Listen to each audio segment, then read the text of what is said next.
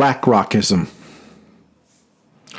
Quote, a traveler, unquote, has informed the public through the columns of the Cross and Journal that the combined spirit of antinomianism and anti-mission apostasy is denominated in Philadelphia Blackrockism, and that one or two churches in that city present some dark spots of that apostasy, which, as he intimates, also afflicts terribly some portion of the Baptist denomination in the West.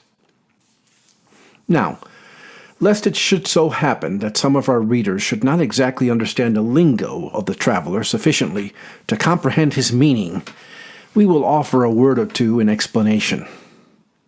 The traveler speaks of two spirits. We will notice them in order in which he has named them. At first, the spirit of antinomianism. Without laboring to show the true etymology of this word, we will simply notice in it its present common use. It is most commonly applied in modern times to the licentious sentiments said to be held by some, that they must sin in order that grace may abound, and taking this as his meaning, we are left with our Yankee privilege of guessing what churches in Philadelphia hold such sentiments. The traveler might have had some references to a church in Sansom Street, which some years ago built a very splendid meeting house on a circular plan, and in the building of which deeply involved themselves debt, having first given mortgages on the house and a lot of security, and when mortgages would no longer answer for security, pledged their credit as Christians, as Baptists, etc., and with this raised several $1,000s from widows, orphans, and others who were led to believe that their living was invested in the hands of honest and responsible Christians, and finally raised about $80,000, or involved themselves in a debt to nearly that amount, in order that grace might thereby abound. Now, when this church could no longer bear up under the burden of interest which annually accumulated on this enormous debt, they resolved what to do. And what, reader, do you imagine they resolved to do? To pay off the debt honestly and honorably, as one would suppose a Christian people in duty bound? No, this was by no means their case. If our information be correct, and we have no just reason to doubt it, they adopted the following novel course. First, dismissed a number of their members to form a new church, and when these were constituted, dissolved the church relation of the others and gave and received every one a letter to join the newly organized church.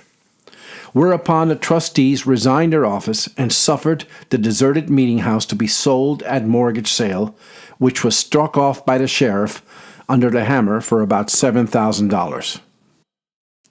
It was afterwards purchased by the newly constituted church for about that amount, and thus by changing their name they were enabled to rid themselves of an intolerable debt and to leave the widow, orphans, and all others who were thrown out of their honest dues to make the best of it they could.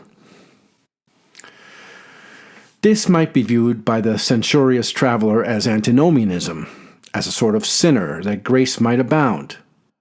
Had this people paid the debt which they so justly owed, it might have so seriously impoverished them as to render it impractical for them to cut so conspicuous a flourish in their subsequent contributions towards the salvation of the world. Or being pinched for funds, they might not have been able to buy such expensive preachers as Dagg or Gillett. Or they might have been deprived at least of the privilege of publishing to the world their liberality in assisting to build the machine which is now about to go into operation under the direction of the Central Convention for the education and manufacturing of ministers. As this sort of conniving would among infidels be considered sinful and wicked, and as the money thus withheld from their creditors is laid out for such pious purposes, we see no reason why this sagacious traveler should not conclude that they intended to sin, that grace might abound. But we may be altogether mistaken in traveler's views. He might only have had his say on such churches in the city of brotherly love, and as have formerly stood in the faith and order of the gospel of Christ, and who for the purpose, if assisting in the enterprise of converting the world, have ventured to sin by forsaking the right way of the Lord, and running greedily after the error of an ancient prophet, whose name was Balaam, and who loved the wages of unrighteousness. If we have been so happy as to hit upon the meaning of traveler in his use of the vague word antinomianism, we must also try to hit upon his meaning in the application of the word anti-mission. This word in modern times is most commonly used to stigmatize those who refuse to go with the popular tide or new order of the day. Yet it might possibly have been used by a transient traveler to designate such as are opposed to that mission which was established by the great head of the church, who in their opposition do persecute and endeavor to hedge up the way of those who preach by virtue of a mission which they have received from on high. If this was his meaning, we marvel that he should have discovered no more than 1 or 2 churches infected with this corruption. Traveler informs us that the amalgamation of these spirits has produced some dark spots of Blackrockism in 1 or 2 of the churches. We recollect of being informed, when we were last in that city, of some dark spots which had attached to some of the city churches. But we do not recollect a hearing of them called Blackrockism. One of these dark spots was witnessed in a church somewhere in the vicinity of New Market Street, where a poor blind man had been preaching.